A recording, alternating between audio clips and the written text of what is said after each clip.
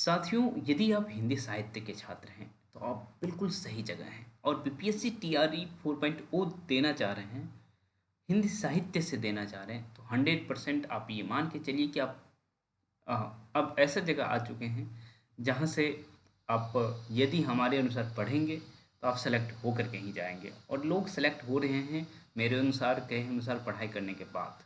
Okay, आज मैं TRE 3.0 के साथियों को देख रहा हूँ, उनका स्टेटस देख रहा हूँ तो मुझे काफ़ी अच्छा लग रहा है। ये स्टूडेंट जब टीआरई 2.0 में सेलेक्ट नहीं हुए थे तो मुझसे जुड़े और फिर देखिए सेलेक्ट हुए हैं, तो मुझे अच्छा लगता है। ओके, धीरे-धीरे ग्रुप में भी आपको फ़ोटोज़ मिलेंगे, वो देंगे, अपने आप भेज देते हैं, तो आप देख पाएँगे वहाँ। ओके, तो चलिए हम देखने जा रहे हैं कि हम किस तरह से टीआरई 4.0 की तैयारी करें। मान के चलिए कि 2 महीना है आपके एग्ज़ाम का अभी। ओके, तो इस 2 महीने में हम किस तरह से तैयारी कर सकते हैं और मैं कह रहा हूँ कि मैं जिस हिसाब से कह रहा हूँ कि ऐसे-ऐसे पढ़िए, ऐसे-वैसे पढ़ जाइए, देखिएगा सिलेक्शन कैसे नहीं होता है, आराम से सिलेक्शन होगा। ओके, तो चलिए हम देखते हैं कि किस तरह से तैयारी करेंगे। तो चलिए सीधा हम इस बोर्ड पे आ जाते हैं। ओके, तो आप लोगों को पता होगा कि आपके पास 2 सेक्शन है। ओके, आपके पास 2 सेक्शन है। एक जीएस का सेक्शन है जो 40 अंक का है। ओके, और एक हिंदी का सेक्शन है जो 80 अंक का है। ओके, यही 2 चीज़ें हैं जिसमें आपको मैक्सिमम स्कोर करना होता है। बाकी जो 30 अंक का होता है भाषा जिसे लैंग्वेज कहते हैं, उसे सिर्फ़ आपको पास करना है। ओके, तो उसे सिर्फ़ आपको पास करना है। ये स्थिति रहती है। ओके, तो मैं अपने आप को थोड़ा-सा छोटा कर लेता हूँ। ओके, अब सही है। तो आपको सिर्फ़ 30 नंबर को पास करना है, मतलब इसमें बहुत ज़्यादा सोचने की ज़रूरत नहीं है। आप टारगेट करिए कि 10 से 15 नंबर से सही कर लें, बहुत है इसमें, ठीक है? तो इस पे हम बात नहीं करेंगे, इस सेक्शन में हम बात नहीं करेंगे। अब बात रही जीएस में और हिंदी में, क्या पूछा जाता है और कहाँ से पढ़ सकते हैं? तो सबसे पहला पोर्शन हम जीएस का लेते हैं। ओके, तो इस पोर्शन को हम मिटाते हैं। जीएस 40 अंक किस तरह से करेंगे उसको देखते हैं पहले। जीएस 40 अंक किस तरह से करेंगे, ठीक है? तो आपसे साइंस पूछा जाता है। ओके, आपसे हिस्ट्री पूछा जाता है, खास करके मॉडर्न हिस्ट्री। ओके, आपसे ज्योग्राफी पूछा जाता है, खास करके भारत का भूगोल। ओके, आपसे मैथ्स पूछा जाता है। ओके, 8 नंबर का ये भी होता है और फिर करंट अफेयर रहता है। कुछ इस तरह की बातें रहती हैं। कुछ कुछ चीज़ें करंट अफेयर में ही या फिर ज्योग्राफी में ही या हिस्ट्री में ही बिहार स्पेशल हो जाता है। ओके, साइंस बिहार स्पेशल नहीं हो सकता ना, लेकिन हिस्ट्री, ज्योग्राफी और करंट अफेयर कहीं न कहीं आपको बिहार से टच करता हुआ चीज़ें पूछ ली जाती हैं, तो आप उसमें घबराएँगे नहीं। तो एक मान के चलते हैं, एक सेक्शन हम ऐड कर लेते हैं अलग से, Bihar special. Bihar special. Okay, चाहे करंट अफेयर में हो, चाहे ज्योग्राफी में हो, चाहे हिस्ट्री में, ये इस तरह की बातें पूछी जा सकती है। तो हम साइंस कहाँ से करेंगे उसको देख लेते हैं। साइंस वैसे तो आपसे 9th और 10th के एनसीईआरटी से ही पूछा जाता है।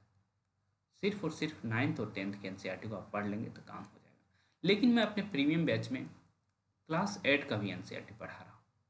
अब लगभग कंप्लीट, मतलब 4 चैप्टर कंप्लीट हो गया है। ओके, उसके पीछे कारण क्या है? क्योंकि 8 क्लास 9th और 10th दोनों से रिलेटेड है और विशेष करके 10th से ज़्यादा रिलेटेड है। इसीलिए बहुत ऐसे स्टूडेंट होते हैं जो हिंदी के होते हैं, उन्हें साइंस और मैथ्स से उनका जो रिश्ता है वो थोड़ा कमज़ोर रहता है। इस वजह से मैं 8वीं को लेकर के चल रहा हूँ। ओके, तो आप लोग खुद से यदि पढ़ेंगे और कैपेबल हैं तो खुद से पढ़िए। 9th और 10th के एनसीईआरटी आपकी जुबान पर होना ही चाहिए। ओके, तो ये आप कर लीजिएगा। ओके, और एनसीईआरटी कैसे डाउनलोड करते हैं ये भी मैं बता दिया हूँ, तो आप लोग बैक वीडियो में जाकर के एनसीईआरटी डाउनलोड करना सीख सकते हैं। ओके, अब बात रही हिस्ट्री। हिस्ट्री मैं प्रीमियम बैच में कंप्लीट करवा चुका हूँ, तो यदि आप लोग जुड़ेंगे तो आपको रिकॉर्डेड मिलेगा, ऐसा नहीं है कि रिकॉर्डेड नहीं मिलेगा। ओके, तो हिस्ट्री में हम क्या किए हैं, क्लास 8वीं के एनसीईआरटी, ओके, फिर 10th के एनसीईआरटी का केवल सेकेंड चैप्टर पढ़े हैं, भारत में राष्ट्रवाद। ओके, फिर 12th का हमारे अतीत के कुछ विषय भाग 3, यही चैप्टर किया गया है। क्लास 8 के हम जान से सभी चैप्टर पढ़े हैं, हालांकि इसका सबसे लास्ट चैप्टर इम्पॉर्टेंट है। लास्ट चैप्टर इम्पॉर्टेंट है, हाँ, उसमें स्वतंत्रता संग्राम से संबंधित चीज़ें हैं सबसे लास्ट चैप्टर में, तो वो आप देख सकते हैं। नहीं तो एक बार क्लास 8 के एनसीईआरटी को इसीलिए पढ़िए कि आपका बेसिक मॉडर्न भारत का जो इतिहास है, आधुनिक भारत का इतिहास, उसका बेसिक आपको क्लास 8 में मिलेगा।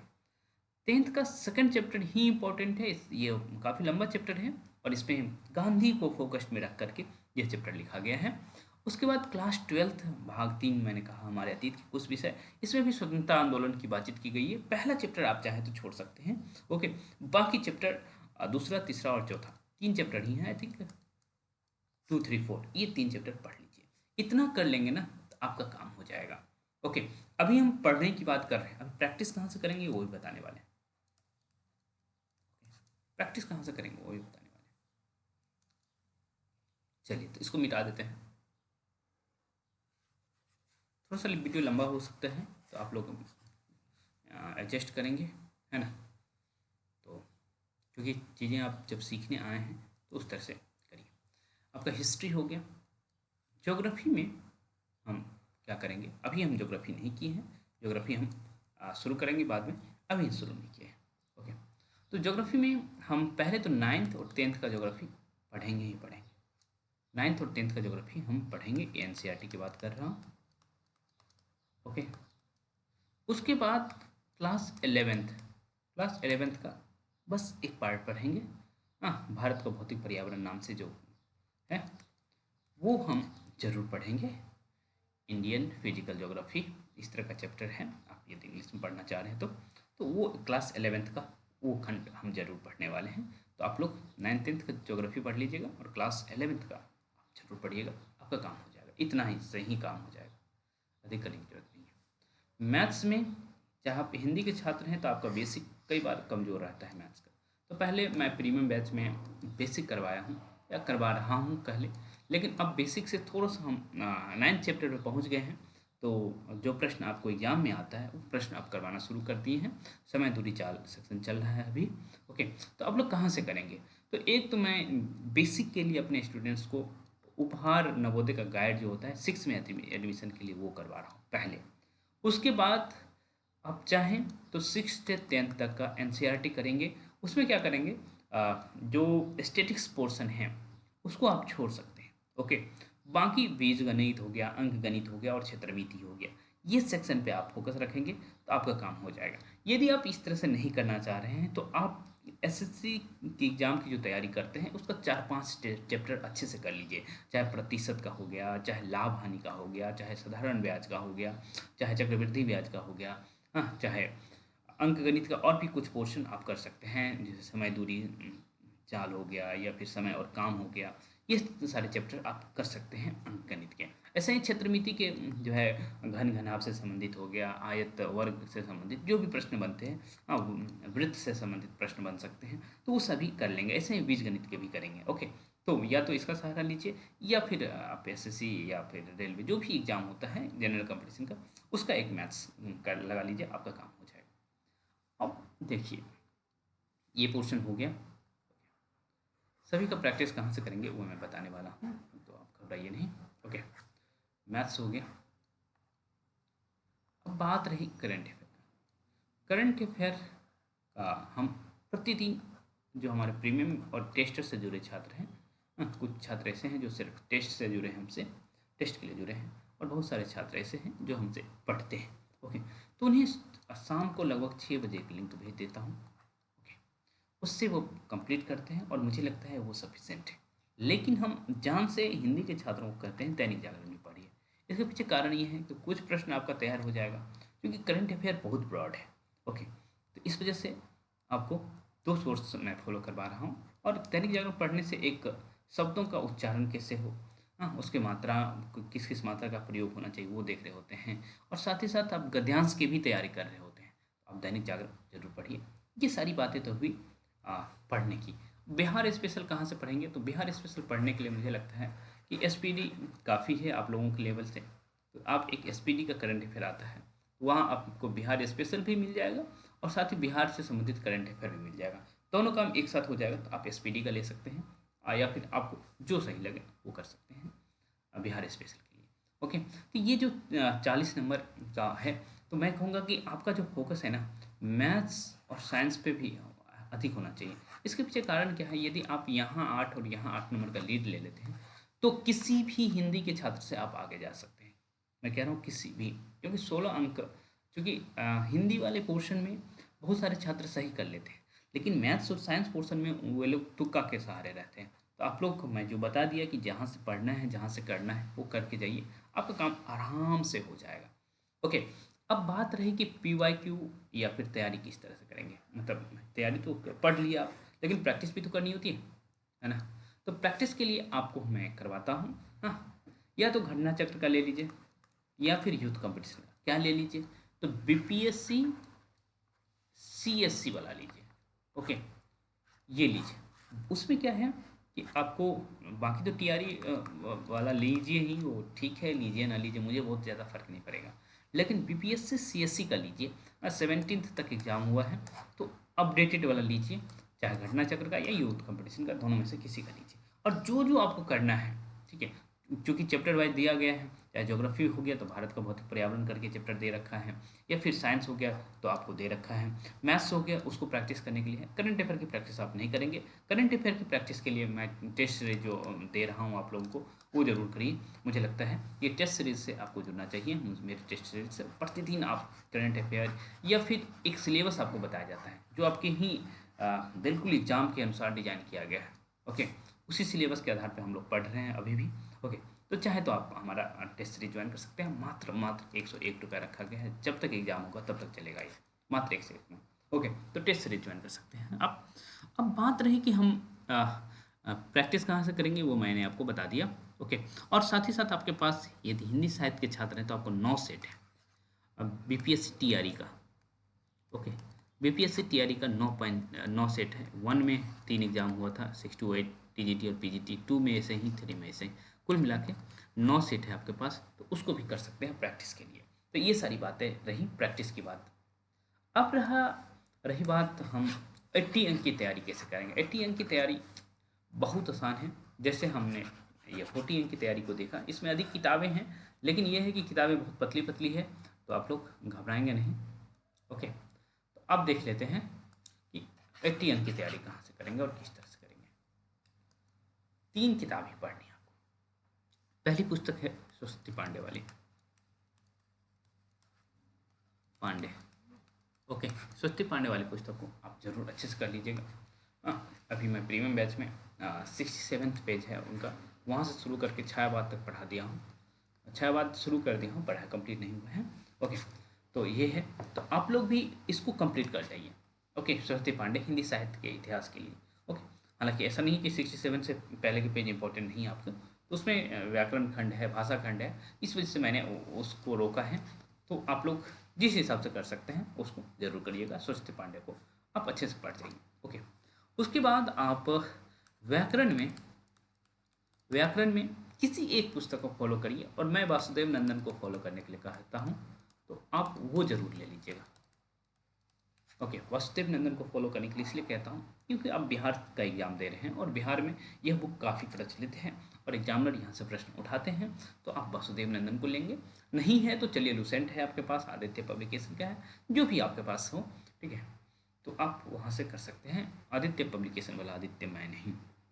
ओके, तो व्याकरण आप कर लेंगे। और पीवाईक्यू की प्रैक्टिस कहाँ से करेंगे। पीवाई की प्रैक्टिस आप यूथ कंपटीशन का सहारा लेंगे। ओके, और जो 13,000 प्लस क्वेश्चन वाला है आपके पास, खास करके वो टीजीटी पीजीटी, जितना पूरे भारत में टीजीटी पीजीटी का एग्जाम होता है या 68 का जो भी एग्जाम होता है, उसका क्वेश्चन उन्होंने यूथ कंपटीशन ने एक साथ कर दिया है, तो ये बहुत इंपॉर्टेंट है। तो आप इतना कर लीजिए, आपका काम हिंदी साहित्य में हो जाएगा। अब क्या इतना सही हो जाएगा, तो थोड़ा थोड़ा और मेहनत करना पड़ेगा। वो क्या कर सकते हैं, वो मैं थोड़ा सा देखिए। हिंदी साहित्य में आपको कुछ इस तरह से बनता है कि मान के चलिए 80 जो प्रश्न है उसमें 30 प्रश्न आपका हिंदी साहित्य के इतिहास से आता है, 30 प्रश्न व्याकरण से आता है, तो 30 + 30 + 20 प्रश्न गद्यांश से आता है। ओके, तो इन दोनों की तैयारी कैसे करेंगे हमने देख लिया। ओके, गद्यांश की तैयारी कहाँ से करेंगे? गद्यांश की तैयारी आप अपने आसपास कोई नॉवेल रखे हैं, कोई निबंध की पुस्तक रखे हैं, ठीक है, उसमें से एक पैराग्राफ पढ़िए। ओके, एक पैराग्राफ पढ़िए, उसके बाद अपने माइंड को बताइए कि आप क्या क्या सीख रहे हैं, कि क्या क्या आपको समझ आ रहा है। बस इतना आप करने लगेंगे ना, तो आप अपनी गद्यांश की तैयारी समझिए। ओके, ऐसा नहीं कि गद्यांश की तैयारी अलग से करनी होती है। आप कुछ किताबें, कुछ कहानियाँ एक दिन में पढ़ जाइए, एक कहानी रोज करके पढ़ लीजिए, या 5 पेज रोज पढ़ के कोई भी उपन्यास का या किसी भी चीज़ का 5 पेज रोज पढ़ लीजिए। हालांकि मैं दैनिक जागरण कह रहा हूँ पढ़ने के लिए, लेकिन उसके साथ साहित्यिक किताब में से जो भी आप कर सकते हैं इस 20 अंक के लिए करिए, और अपने माइंड को बताइए कि इस लाइन, पहले लाइन से क्या प्रश्न बनेगा, दूसरे लाइन से क्या प्रश्न बनेगा। इस पूरे अगर आप पैराग्राफ का हमें कोई शीर्षक देना पड़े तो क्या दूंगा। ओके, तो आप इस तरह से गद्यांश की तैयारी कर सकते हैं। ओके, और एक काम और हमारे आग्रह पर कर लीजिएगा, आप ये करिएगा कि 6 to 12 SCERT की पुस्तक है, SCERT। ओके, 6 to 12 तक का, उसमें जितने राइटर लगे हुए हैं, जितने लेखक लगे हुए हैं, कवि लगे हुए हैं, सभी का परिचय और जो चैप्टर लगा हुआ है उसको देख लीजिएगा, उसका नाम बस देखिएगा।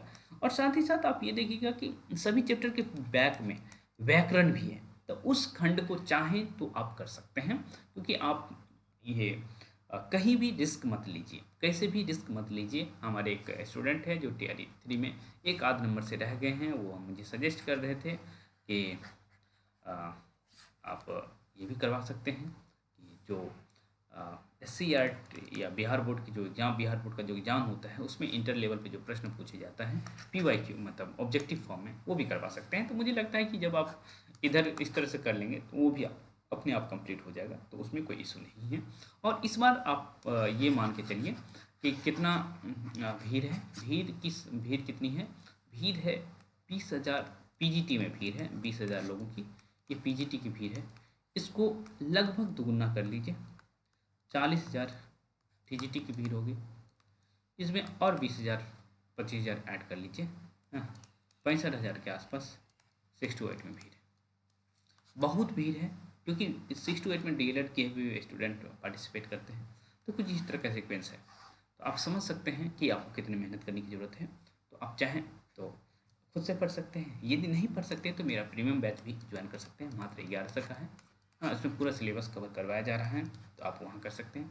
लेकिन आप पढ़िए कैसे भी, लेकिन मैं कहूँगा टेस्ट हमारा ज़रूर दीजिए, वो मात्र और मात्र 101 रुपये का है, और इसमें पूरा आप दे रहे होते हैं।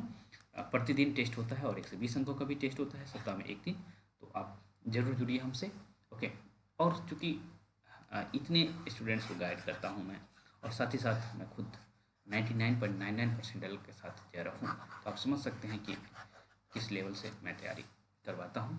मेरे साथ TRE 2 और 3 में सिलेक्टेड स्टूडेंट भी जुड़े हैं। उसके पीछे कारण है कि कोई 6 to 8 में है, कोई TGT में, तो सभी PGT के लिए जुड़े हैं। ओके, कोई नियोजित शिक्षक भी हैं जो 6 to 8 में हैं, वो भी PGT के देना पास करना चाह रहे हैं, तो वो भी मुझसे जुड़े हैं। तो आप किसी भी सेक्शन के हों, TGT, PGT और 6 to 8 किसी भी सेक्शन के हों, तो मुझसे जुड़ सकते हैं। तो यही रही बात आज की, और सभी लिंक्स मैं दे दूंगा। मेरा ऐप भी है साहित्य सहचर नाम से, तो उसमें से भी आप ऐप बैच खरीद सकते हैं। तो जो भी करना हो, कंपलसरी बैच खरीदना नहीं है कि हमारा वीडियो देखे तो बैच खरीदिए ही खरीदिए, ये कंपलसरी मैं नहीं करता हूँ। हाँ, यदि आपको ज़रूरत है तो ही बैच खरीदिए, अदरवाइज बिल्कुल नहीं खरीदिए। ओके, तो चलिए हम मिलते हैं किसी क्लास में, किसी टेस्ट में। ओके।